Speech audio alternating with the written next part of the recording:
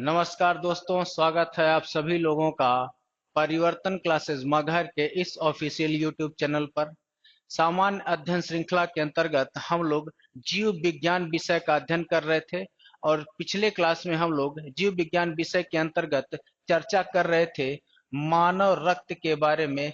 और मानव रक्त के बारे में हम लोग एक वीडियो देख चुके हैं, एक क्लास कर चुके हैं। आज उसी मानव रक्त का दूसरा भाग है। दूसरे भाग के अंतर्गत आज हम लोग बात करेंगे मानव रक्त में रुधिर कणिकाओं की, जिसके अंतर्गत आज हम लोग 3 प्रकार की रुधिर कणिकाओं के बारे में चर्चा करेंगे, आरबीसी, डब्ल्यूबीसी तथा प्लेटलेट्स। तो चलिए दोस्तों, शुरुआत करते हैं मानव रक्त के दूसरे वीडियो की और बात करते हैं मानव रक्त के बारे में। मानव रक्त के बारे में तो शुरुआत करते हैं। पिछले क्लास में हमने जाना था कि मानव का जो रक्त होता है, मानव का रक्त होता है, उसके 2 भाग होते हैं। मानव रक्त के 2 भाग होते हैं। मानव रक्त के 2 भाग होते हैं, एक होता है प्लाज्मा तथा दूसरा होता है रक्त कणिकाएं। प्लाज्मा तथा रक्त कणिकाएं। पिछले क्लास में हम लोग प्लाज्मा के बारे में अध्ययन कर चुके हैं। आज हम अध्ययन करेंगे रक्त कणिकाओं की। तो पिछले क्लास में हमने जाना था कि प्लाज्मा रक्त का 60 से 65% भाग होता है। 60 से 65 रक्त का कुल 60 से 65% भाग प्लाज्मा होता है तथा 40 से 45% भाग 40 से 45% भाग रक्त कणिकाएं होती हैं। 40 से 45% भाग रक्त कणिकाएं होती हैं। और रक्त में 3 प्रकार की कणिकाएं पाई जाती हैं। रक्त में 3 प्रकार की कणिकाएं पाई जाती हैं, आरबीसी, डब्ल्यूबीसी तथा प्लेटलेट्स।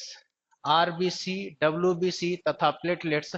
आज के वीडियो में हम इन्हीं 3 रक्त कणिकाओं पर चर्चा करेंगे। तो चलिए शुरुआत करते हैं। सबसे पहले आरबीसी या लाल रक्त कणिकाओं के बारे में। लाल रक्त कणिकाएं, आरबीसी।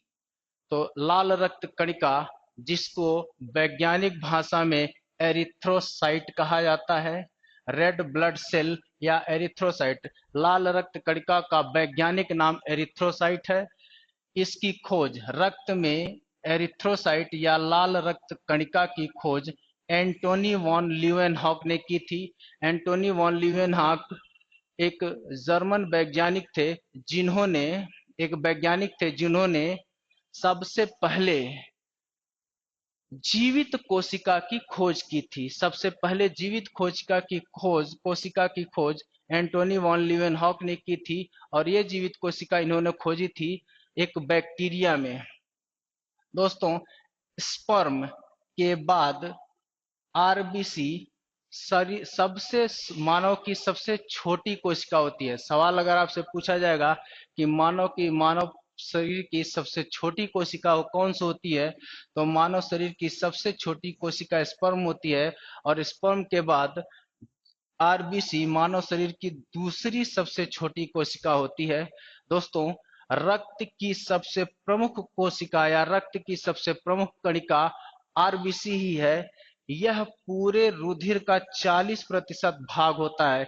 यानी रक्त में जितनी कणिकाएं होती हैं, आरबीसी, डब्ल्यूबीसी तथा प्लेटलेट्स को मिलाकर, उनमें 40% भाग केवल हमारी आरबीसी का होता है। 40% भाग केवल आरबीसी होता है। आरबीसी की अगर आकार की बात की जाए, तो आरबीसी आकार में छोटी छोटी, चपटी, गोल तथा उभयावतल होती है। उभयावतल का अर्थ है दोस्तों बीच में चपटा तथा किनारों पर मोटा। यानी जो आरबीसी होती है उसका आकार बिल्कुल पेड़ी की तरह होता है। और आरबीसी में दोस्तों केंद्रक नहीं पाया जाता है। प्रत्येक कोशिका में केंद्रक मुख्य कोशिकांग होता है और उपस्थित होता है, लेकिन आरबीसी की कोशिका एक ऐसी कोशिका है जिसमें केंद्रक नहीं पाया जाता है। लेकिन इसके अपवाद हैं ऊंट, जिराफ और लामा के लाल रक्त कोशिका या आरबीसी में केंद्रक पाया जाता है। यानी अगर आपसे सवाल पूछा जाएगा कि मानव शरीर के किस कोशिका में केंद्रक नहीं पाया जाता है, तो आरबीसी यानी लाल रक्त कणिकाओं में केंद्रक नहीं पाया जाता है। एक स्वस्थ पुरुष के शरीर में लगभग 4 से 5.5 लाख प्रति घन मिलीमीटर रक्त में आरबीसी की संख्या होती है। यानी मानव रक्त में आरबीसी की जो संख्या होती है वो लगभग 4.5 से 5.5 लाख प्रति 100 मिलीलीटर होती है। महिलाओं में इन्हीं आरबीसी की संख्या कम होती है, जो होती है 4 से 4.5 लाख प्रति 100 मिलीलीटर रक्त। यानी पुरुषों की तुलना में महिलाओं में आरबीसी की संख्या कम होती है। अगर बात करें इसके निर्माण के, तो रक्त के निर्माण को एरिथ्रोपोइसिस, रक्त के निर्माण या रक्त आरबीसी के निर्माण को एरिथ्रोपोइसिस या हीमोपोइसिस कहा जाता है। चाहे रक्त का निर्माण पूछे, चाहे आरबीसी का निर्माण पूछे, तो इस प्रक्रिया को एरिथ्रोपोइसिस या हीमोपोइसिस कहा जाता है। आरबीसी की कमी को ही सामान्यतः खून की कमी कहा जाता है। दोस्तों, मानव शरीर में कभी खून की कमी नहीं होती है। जो सामान्य खून होता है 5 से 6 लीटर, वो हमेशा रहता है। जब रक्त में आरबीसी की कमी हो जाती है तो हीमोग्लोबिन की कमी हो जाती है, जिसको सामान्य रूप से खून की कमी कह दिया जाता है। लाल रक्त कोशिका के अगर निर्माण की बात की जाए, तो लाल रक्त कोशिका का निर्माण वयस्क मानव में अस्थि मज्जा में होता है, जबकि भ्रूणीय अवस्था में आरबीसी का निर्माण प्लीहा तथा यकृत में होता है। अगर आरबीसी के उत्पत्ति या आरबीसी के निर्माण की बात की जाए, तो भ्रूण अवस्था में इसका निर्माण प्लीहा में होता है, और वयस्क अवस्था में या वयस्क मानव में आरबीसी का निर्माण अस्थि मज्जा में होता है। इसके जीवन काल की बात की जाए, तो इसका जीवन काल 20 से 120 दिन का होता है। यानी आरबीसी का जो जीवन काल होता है वो 20 से 120 दिन होता है। और इसकी मृत्यु दोस्तों, इसकी मृत्यु 3 स्थानों पर होती है: यकृत, अस्थि मज्जा और प्लीहा। यकृत, अस्थि मज्जा और प्लीहा। सर्वाधिक मृत्यु प्लीहा में होती है, इसलिए दोस्तों प्लीहा को आरबीसी का कब्रिस्तान कहा जाता है।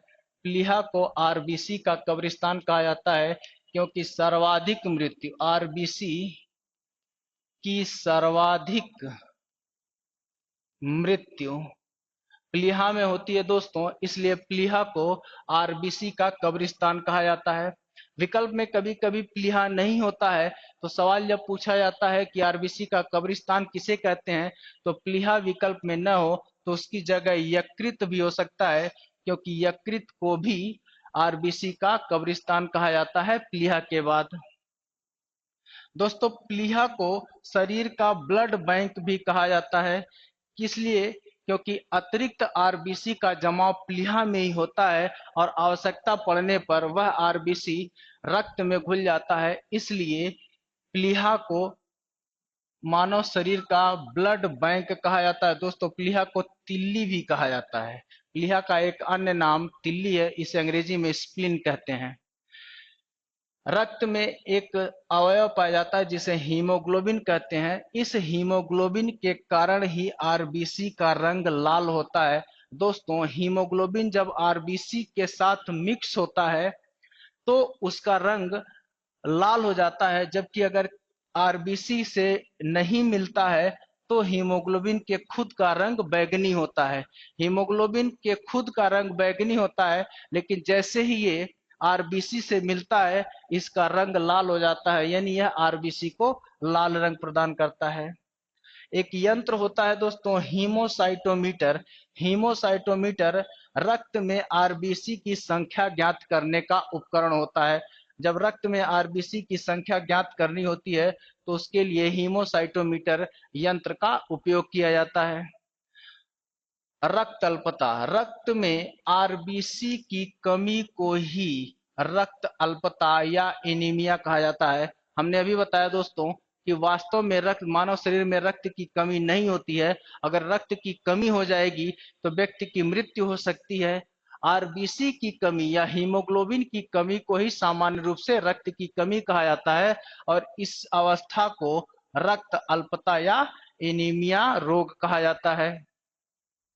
रक्त में आरबीसी की अधिकता को पॉलीसाइफोनिया कहा जाता है। दोस्तों, रक्त में जब आरबीसी की संख्या सामान्य से अधिक हो जाती है तो इस स्थिति को पॉलीसाइफोनिया कहा जाता है और यह एक प्रकार का रक्त विकार है। रक्त विकार है, रोग है। यानी मानव शरीर में आरबीसी की संख्या सामान्य से बहुत अधिक भी नहीं होनी चाहिए। अगर पूछा जाए दोस्तों कि आरबीसी का मानव शरीर में कार्य क्या होता है, तो सबसे प्रमुख कार्य होता है इसका गैसों का परिवहन। रक्त में उपस्थित आरबीसी O2 और CO2 के परिवहन का कार्य करता है, यानी यह कोशिकाओं तक ऑक्सीजन को ले जाता है तथा कोशिकाओं से ऑक्सीजन को लाकर फेफड़े में रिलीज करता है और हम श्वास छोड़कर CO2 को बाहर निकाल देते हैं। यानी आरबीसी आरबीसी मानव के शरीर के प्रत्येक कोशिकाओं तक ऑक्सीजन पहुंचाता है और कोशिकाओं से CO2 को ला करके फेफड़े में रिलीज करता है। रक्त कणिकाओं का 90% भाग आरबीसी होता है, यानी संपूर्ण रक्त कणिकाओं का अकेले 90% भाग आरबीसी होता है। आरबीसी होता है। इसके अलावा दोस्तों बात की जाए, एक सवाल पूछा जाता है कि जब हम मैदानी इलाके से ऊंचाई पर जाते हैं या पहाड़ों पर जाते हैं तो शरीर में आरबीसी की संख्या अधिक होती है या कम होती है, बढ़ती है या घटती है। तो दोस्तों, जब भी हम मैदानी इलाके से या नीचे से ऊपर की तरफ जाते हैं, ऊंचाई वाले स्थानों पर जाते हैं, तो शरीर में आरबीसी की संख्या में वृद्धि होती है। क्यों वृद्धि होती है? क्योंकि जैसे जैसे हम ऊंचाई की तरफ जाते हैं, ऊपर की तरफ जाते हैं, तो वायुमंडल में ऑक्सीजन की कमी हो जाती है। ऑक्सीजन की कमी हो जाने पर जब हम ऊपर जाते हैं तो ऑक्सीजन की सप्लाई के लिए रक्त में आरबीसी की संख्या बढ़ जाती है ताकि हम अधिक से अधिक ऑक्सीजन को एब्जॉर्ब कर सकें। इसलिए रक्त में आरबीसी की संख्या बढ़ जाती है। यानी जब भी आपसे सवाल पूछा जाएगा कि ऊंचाई पर जाने पर आरबीसी की संख्या घटती है या बढ़ती है, तो आरबीसी की संख्या बढ़ती है। इसी प्रकार सवाल पूछा जाता है कि सोते समय रक्त में आरबीसी की संख्या घटती है या बढ़ती है, तो सोते समय दोस्तों आरबीसी की संख्या रक्त में कम हो जाती है। ये दो इंपॉर्टेंट फैक्ट है कि आरबीसी की संख्या सोते समय घटती है या बढ़ती है। तो सोते समय घटती है और जब भी हम मैदानी इलाके से या नीचे से ऊंचाई की तरफ जाते हैं तो रक्त में आरबीसी की संख्या में वृद्धि होती है। अब सवाल पूछा जाता है दोस्तों कि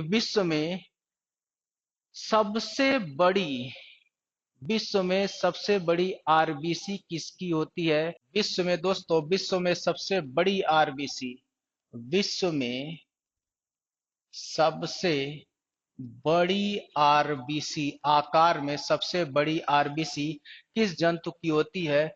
तो विश्व में सबसे बड़ी आरबीसी एम्फ्यूमा एम्फ्यूमा नामक उभयचर की होती है। उभयचर की होती है, यानी एम्फ्यूमा एक उभयचर है जिसकी आरबीसी विश्व में आकार में सबसे बड़ी होती है। और दोस्तों पूछा जाता है कि स्तनधारियों में स्तनधारियों में सबसे बड़ी आरबीसी स्तनधारियों में सबसे बड़ी आरबीसी किसकी होती है? तो स्तनधारियों में दोस्तों सबसे बड़ी आरबीसी हाथी की होती है।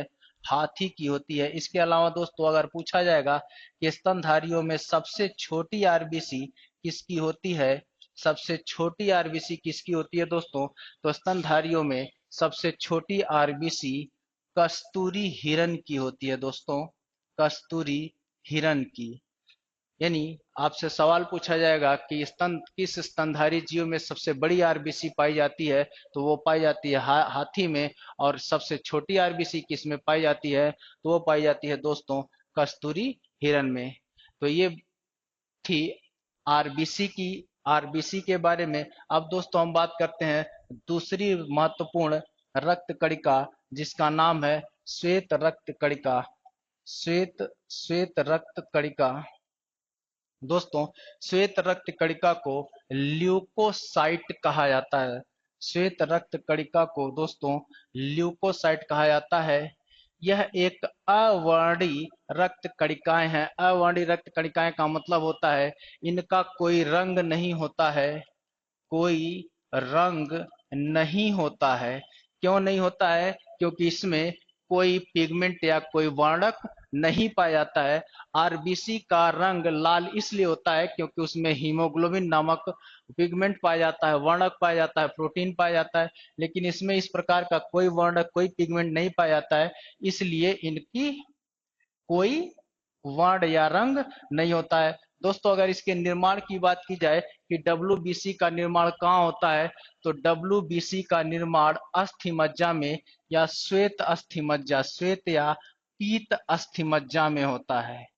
पीत अस्थि मज्जा में होता है। और रक्त में अगर इनकी संख्या की बात की जाए दोस्तों, तो इनकी संख्या लगभग 5000 से 9000 प्रति घन मिलीलीटर रक्त में होती है।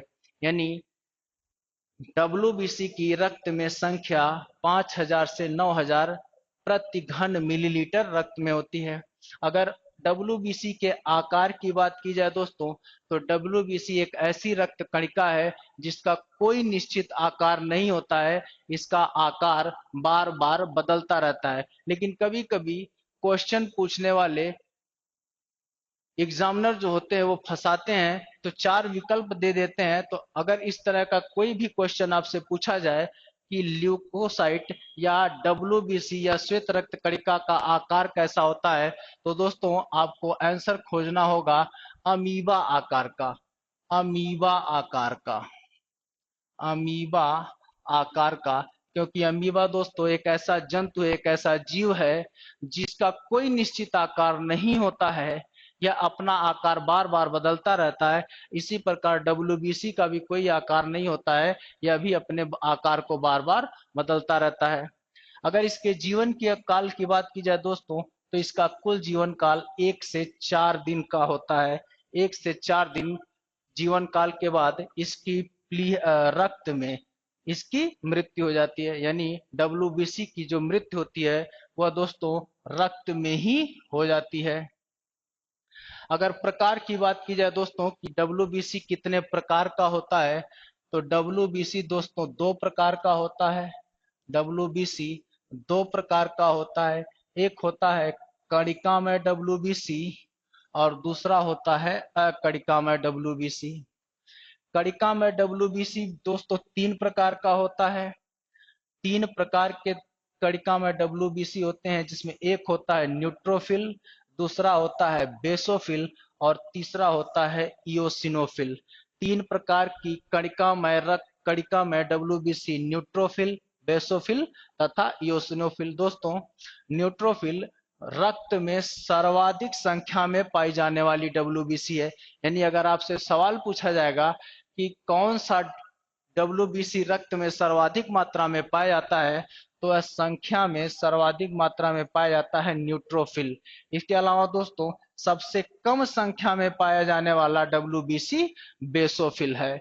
सबसे कम संख्या में पाया जाने वाला डब्ल्यूबीसी बेसोफिल है। दोस्तों इओसिनोफिल इओसिनोफिल बेसोफिल के साथ मिलकर हमारी बॉडी में एलर्जी को कंट्रोल करता है। यानी अगर आपसे सवाल पूछा जाएगा कि एलर्जी कौन सा डब्ल्यूबीसी कंट्रोल करता है, एलर्जी कंट्रोल कौन करता है, तो दोस्तों बेसोफिल बेसोफिल तथा इओसिनोफिल, ये दोनों रक्त कणिकाएं, श्वेत रक्त कणिकाएं मिलकर के मानव शरीर को के एलर्जी को कंट्रोल करती हैं। एलर्जी दोस्तों एक प्रकार की समस्या होती है, इसको बीमारी नहीं कह सकते। एलर्जी एक ऐसी अवस्था है जिसमें कुछ व्यक्तियों को कुछ ऐसी चीजों से परेशानियां होती हैं, जैसे किसी को परफ्यूम से, किसी को फूलों के गंध से, इस प्रकार की समस्या होती है। तो ये दोनों रक्त कणिकाएं मिलकर उस एलर्जी को कंट्रोल करते हैं। इसके अलावा दोस्तों दूसरे प्रकार की कणिका होती है अकणिका में डब्ल्यूबीसी। अकणिका में डब्ल्यूबीसी जो दो प्रकार की होती है। अकणिका में डब्ल्यूबीसी दो प्रकार की होती है, लिम्फोसाइट तथा मोनोसाइट। डब्ल्यूबीसी में सबसे इंपॉर्टेंट यही लिम्फोसाइट और मोनोसाइट डब्ल्यूबीसी हैं। लिम्फोसाइट सबसे छोटे आकार की डब्ल्यूबीसी है, जबकि सबसे बड़े आकार की डब्ल्यूबीसी दोस्तों मोनोसाइट है। लिम्फोसाइट और मोनोसाइट ये दोनों संयुक्त रूप से प्रतिरक्षा प्रणाली का निर्माण करते हैं और उनमें वृद्धि करते हैं। दोस्तों अगर डब्ल्यूबीसी के कार्य की बात की जाए तो डब्ल्यूबीसी का मुख्य कार्य है रोगों से लड़ना तथा शरीर की प्रतिरक्षा प्रणाली का निर्माण करना एवं उन्हें मजबूत करना। दोस्तों जो 5 रक्त कणिकाएं अलग अलग हैं, उनमें से प्रत्येक रक्त कणिका प्रतिरक्षा प्रणाली को मजबूत करती है, उन्हें उस प्रतिरक्षा प्रणाली का निर्माण करती है तथा शरीर को रोगों से बचाने का भी कार्य करती है। सबसे महत्वपूर्ण जो डब्ल्यूबीसी है वह है मोनोसाइट, और यही सबसे महत्वपूर्ण प्रतिरक्षा प्रणाली एंटीबॉडी प्रतिरक्षा एंटी बॉडी का निर्माण करती है। यानी अगर आपसे सवाल पूछा जाएगा कि शरीर में एंटीबॉडीज का निर्माण कौन करता है, तो शरीर में एंटीबॉडीज का निर्माण मोनोसाइट कणिकाएं, मोनोसाइट डब्ल्यूबीसी कणिकाओं द्वारा किया जाता है। दोस्तों अगर डब्ल्यूबीसी सामान्य से अधिक हो जाती है, रक्त में डब्ल्यूबीसी की संख्या सामान्य से अधिक हो जाती है, तो उस अवस्था को ल्यूकीमिया कहा जाता है। उस अवस्था को ल्यूकीमिया कहा जाता है और यह एक प्रकार का दोस्तों रक्त कैंसर होता है, ब्लड कैंसर होता है। दोस्तों रक्त कैंसर को ही ल्यूकीमिया कहा जाता है। और रक्त कैंसर क्यों होता है? जब रक्त में डब्ल्यूबीसी या श्वेत रक्त कणिकाओं की संख्या सामान्य से अधिक हो जाती है, तो उसे उस अवस्था को रक्त कैंसर या ल्यूकीमिया कहा जाता है। इसके अतिरिक्त दोस्तों जब डब्ल्यूबीसी की संख्या संख्या सामान्य से कम हो जाती है, दोस्तों सामान्य से कम हो जाती है, तो उस स्थिति में हमारी जो इम्यून सिस्टम है, प्रतिरक्षा प्रणाली है, वह कमजोर हो जाती है और हमारा शरीर कई प्रकार के रोगों से दोस्तों ग्रस्त हो जाता है। इसके अलावा डब्ल्यूबीसी की कमी को दोस्तों डब्ल्यूबीसी की कमी को लाइकोपोनिया कहा जाता है। दोस्तों डब्ल्यूबीसी की कमी को लाइकोपीनिया कहा जाता है। इसके कारण प्रतिरक्षा प्रणाली कमजोर हो जाती है। दोस्तों सवाल पूछा जाता है कि रुधिर में आरबीसी तथा डब्ल्यूबीसी का अनुपात कितना होता है? आरबीसी तथा डब्ल्यूबीसी का अनुपात कितना होता है? तो दोस्तों रुधिर में आरबीसी और डब्ल्यूबीसी का जो अनुपात होता है वो होता है 600 अनुपाते 1, यानी आरबीसी 600 और डब्ल्यूबीसी 1। दोस्तों हमारे रक्त में जो तीसरा सबसे महत्वपूर्ण रक्त कणिका है वह है प्लेटलेट्स। प्लेटलेट्स को रक्त बिंबाणु रक्त दोस्तों यहाँ बिंबाणु होना चाहिए, रक्त बिंबाणु या थ्रोम्बोसाइट कहा जाता है। रक्त बिंबाणु या थ्रोम्बोसाइट कहा जाता है।